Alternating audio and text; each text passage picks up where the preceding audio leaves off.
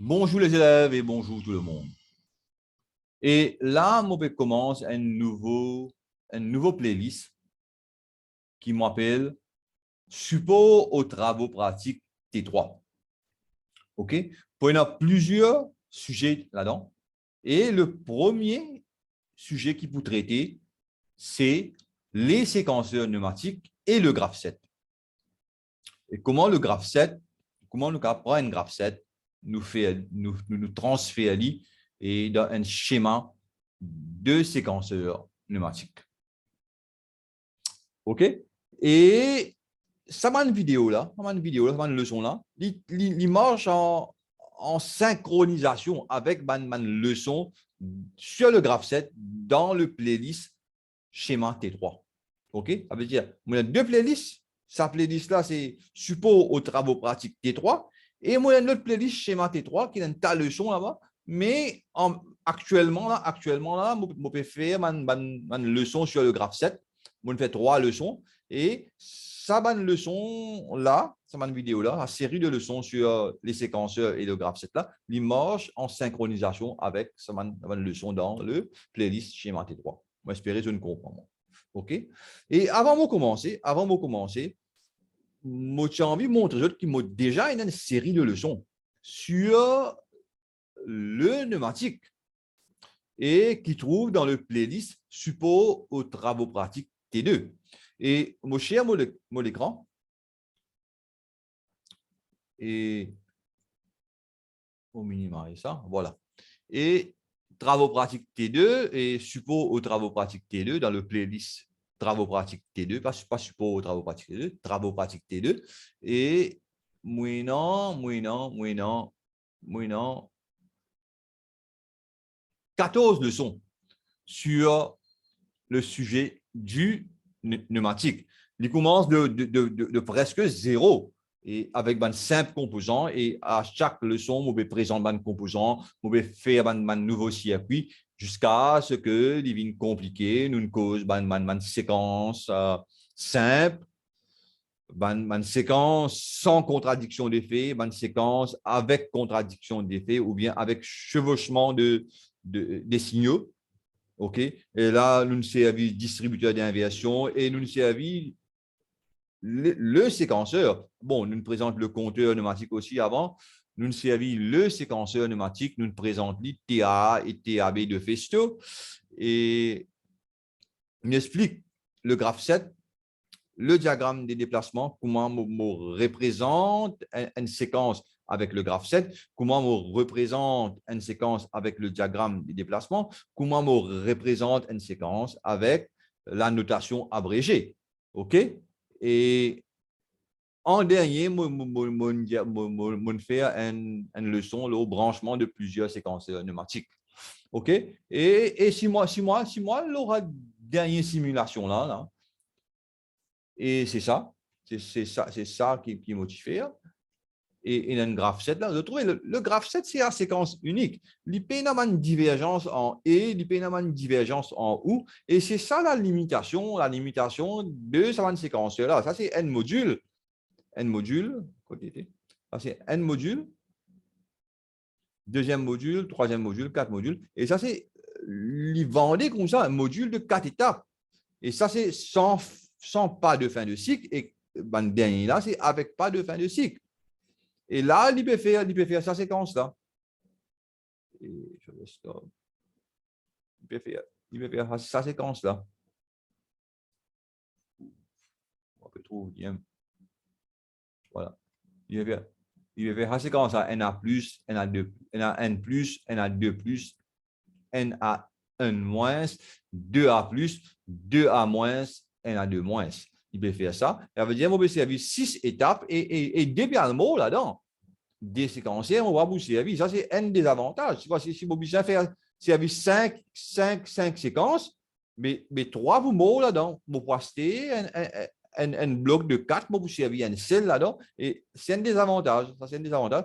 Deuxième désavantage, c'est que mon capable faire juste un graphe 7 à séquence unique, ça veut dire sans aucune divergence, sans aucun aiguillage, sans les séquences simultanées, sans la synchronisation, etc. Et bon, juste pour montrer les autres, là, bon, si je pèse play, et voilà, il vous fait comme ça, après une séquence pour finir, pour l'autre séquence, il y a les comme ça. Et comment dire, si vous get ça bien, comment dire, man chiffre register, ce qu'on appelle registre à décalage dans l'électronique. OK? Et voilà. Et le graphe 7 aussi, il y a une évolution. Hein, si vous get là, étape 2, étape 3, étape 4, étape 5, étape 6. Il vous revient là-haut. On va nous zoomer parce que ce n'est pas l'objectif de la leçon. On va montrer qui nous est non. OK? Et moi, je stoppe ça. Moi, minimise ça. Et moi, j'ai envie aussi de montrer les autres. Et voilà. Ça, c'est le séquenceur de Festo, ce qu'on appelle Stepper Module. Stepper Module en anglais. OK? Il vient comme ça, il vient en module de 4. Et nous ne pouvons pas faire grand. Bon, nous pouvons faire beaucoup de choses en ligne, mais c'est vraiment pour faire, nous pouvons transformer un graphe 7 à séquence unique seulement sur ça. Et si tu m'as le faire, tu connais, comprends? Un graphe 7,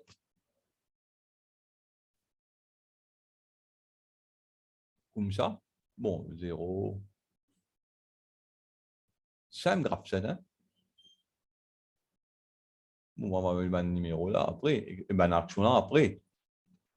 Bon, pas nécessairement mettre lui. Transition. Et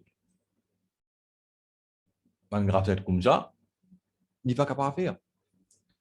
Ou bien un graphe 7 comme ça.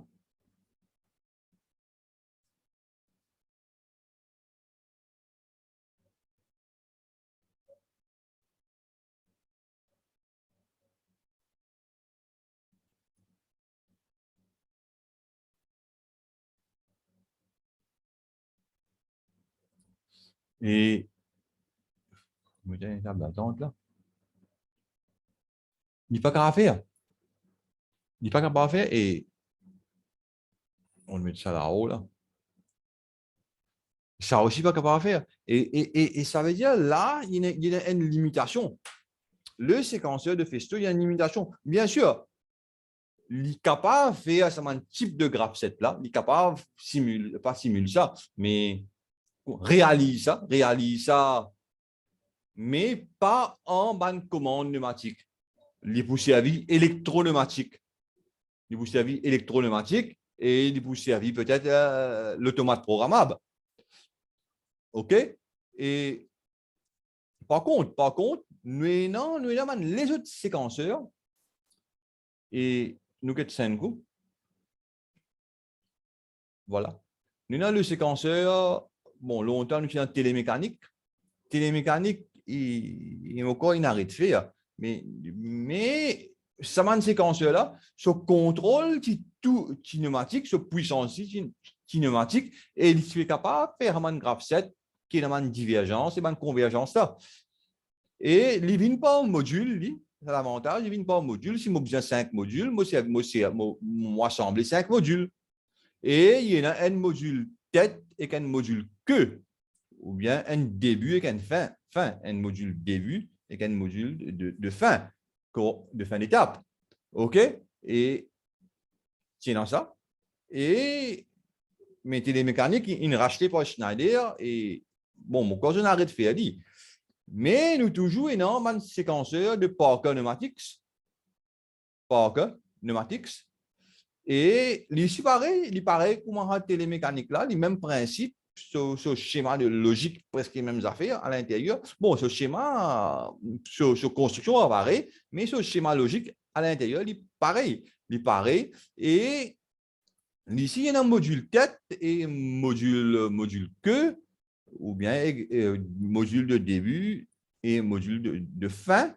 Et au milieu, vous mettez combien d'étapes qui vont en vie, si vous bien 6 étapes, vous servez 6 étapes. OK? Et c'est ça qui m'a pas l'expliquer là. C'est ça qui m'a pas l'expliquer. Et c'est avec ça type de séquenceur-là que nous travaillons dans la playlist de support aux travaux pratiques T3. OK? Et bon, besoin stop de share. Et moi, je ne comprends l'objectif de sa playlist-là. Et pour faire ça, mon base, moi, loin de document, et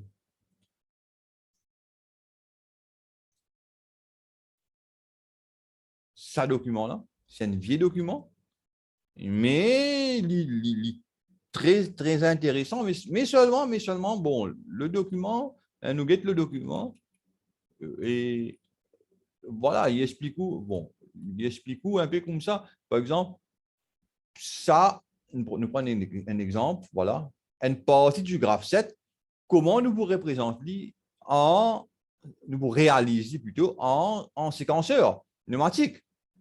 Et il y a comme ça, il y a une série de bouts, de parties de graphe 7.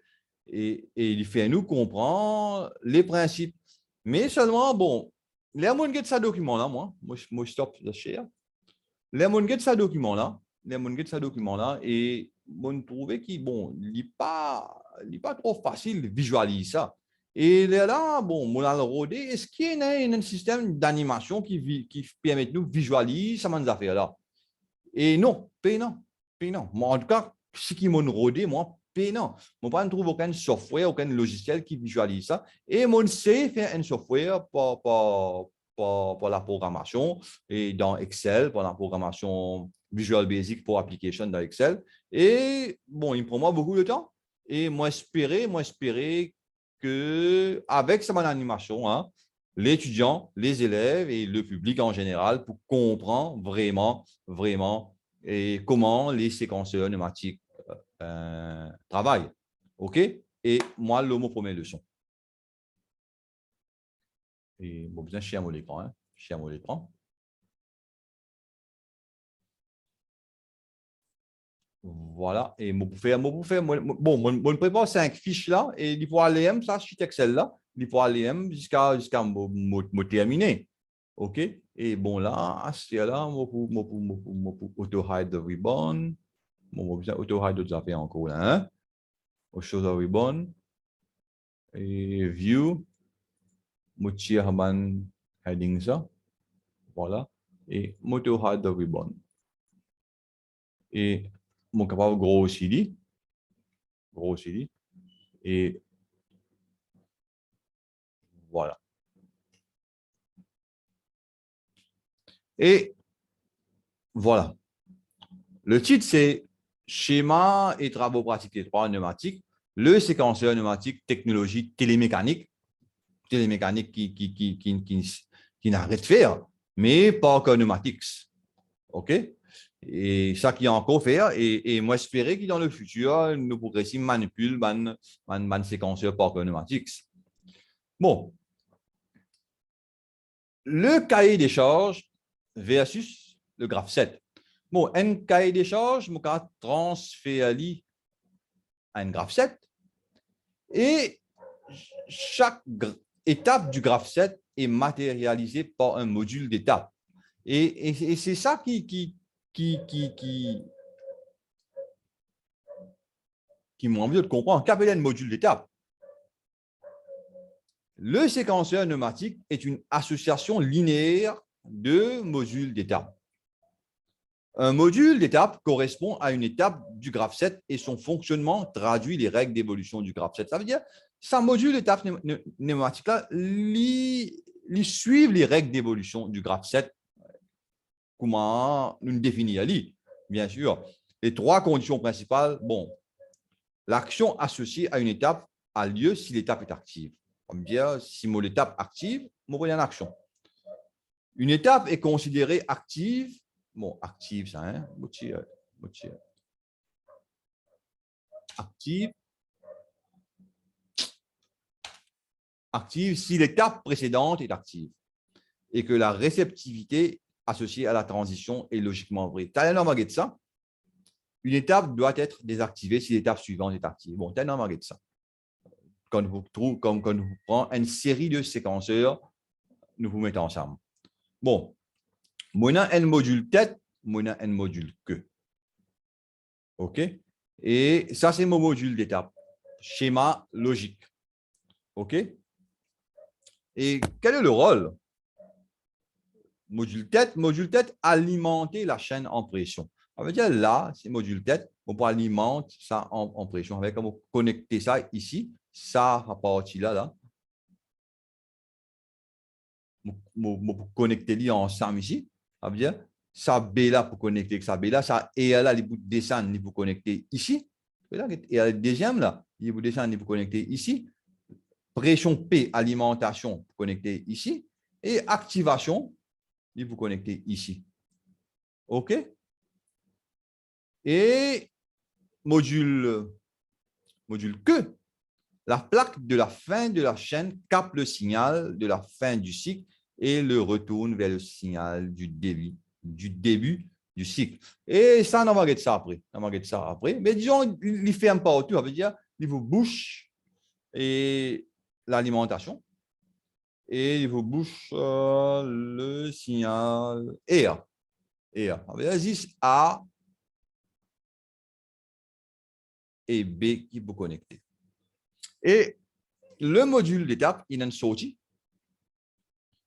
Et il y a un autre signal là qui appelle réceptivité.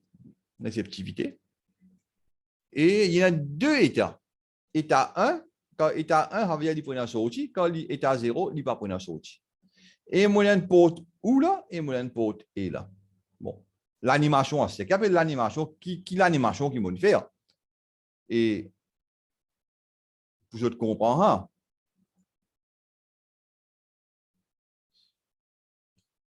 Ça veut dire, si moi appuie sur le bouton P, ça va marcher, non, il va marcher. Voilà. Quand il noir, il n'est pas alimenté, quand il est rouge, alimenté. OK? Ça veut dire là, moi, il y a les autres boutons là, R. R, il dit à moi, bon, il y a un petit, il dit à moi, si vous tapez le module d'étape n'est pas alimenté. Il y a besoin alimente le module d'étape pour qui sont capable de servir le bouton R. OK? Même affaire pour le bouton A, activation, le module d'étape n'est pas alimenté. Ça veut dire que je alimente le module d'étape pour qu'il me serve le bouton d'activation. Et ça, c'est le bouton de remise à zéro, hein, pas activation, remise à zéro. Là-haut, activation, en bas, remise à zéro. Par contre, ici, quand on peut connecter le module tête, le bouton, enfin, le signal remise à zéro, il est pour là-haut et l'activation pour en bas. OK? Il changeait à l'intérieur. Bon, moi alimenté. Et sa réceptivité, l'irait dire moi, le module d'étape n'est pas alimenté. Tout ça là pour travail, mais il faudrait que le module d'étape est alimenté. Allez, le module d'étape alimenté. Remise à zéro. Le signal remise à zéro désactive le module d'étape. Ça veut dire l'IVINDA est à zéro. Mon pays n'a aucune sortie.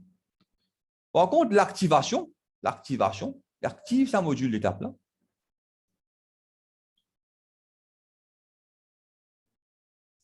Le signal activation met le module d'étape à l'état 1. OK? Ça veut dire là, ça vient état 1 et il vient là et ça retourne vers le B. B, c'est la boucle de désactivation. Et tu as là un bout de parce que nous avons un seul module d'étape, là, nous pouvons comprendre un seul module d'étape. Et BCN, c'est un signal de désactivation. Et là, maintenant, si mon envie retourne ça à zéro, il retourne à zéro. OK? Si mon envie remettre lui, il monte là, hein? OK? Si mon envie coupe l'alimentation, mais c'est moi qui reste dans l'état 1. Et parce qu'il y a une mémoire, hein, et si mon envie réalimenter, il y a la sortie, il pourrait sortir. Et si mon envie retourne à zéro, et si mon envie désalimenter, si mon envie réalimenter, il n'y a pas aucune sortie. Bon, mon cas active, hein, activation, et il active. Bon, c'est réceptivité qui dit vous faire, bien qui dit vous faire. Il vous désactive ça. Comment il désactive ça? Rapidement. Voilà. Et il y a un signal ici. Le rapport est là. Le rapport est là.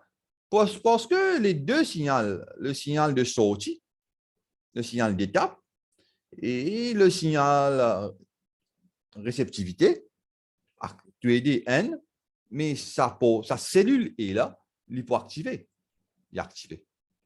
La sortie pour activer, il est activé. Et parce que ça a une impulsion. Ça a une impulsion, ça. Il faut désactiver. Ça veut dire, ça sortie là, il a fait un travail par là. Bon, pas qu'on il a fait un travail par une autre place. Et il finit de faire ce travail. OK? Il finit de faire ce travail. Et il est là, et voilà. 4. Quand on a fait ce travail, un signal pour retourner, pour venir vers ici, là. Là.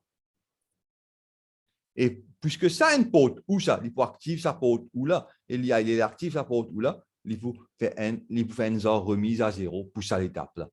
OK? Voilà. Voilà. Et c'est comme ça qu'il travaille. Et nous réessayons un coup, et nous pouvons arrêter la vidéo parce qu'il est trop long la vidéo, nous faire une deuxième vidéo après.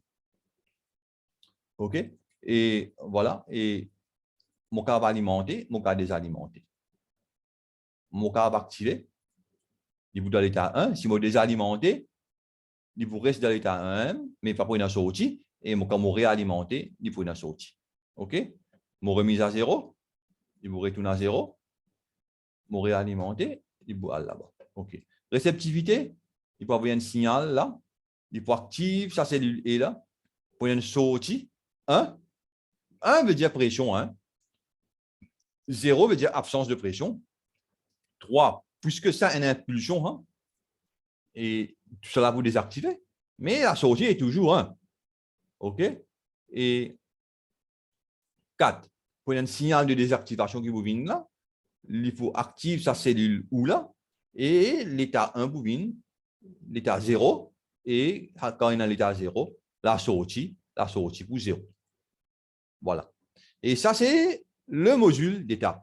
Moi, arrête le portage. Sinon, la vidéo est beaucoup trop longue parce que moi, tu fais une longue introduction et moi, stop the share. Et moi, espérer, je ne comprends le module d'étape du séquenceur télémécanique ou de parc pneumatique. Et les deux, ils ont même schéma logique. Les deux, ils ont même schéma logique. Ils ont le même schéma d'usage aussi. Mais les autres constructions, quand vous regardez physiquement, les autres différents. OK? Et on se retrouve dans la prochaine vidéo.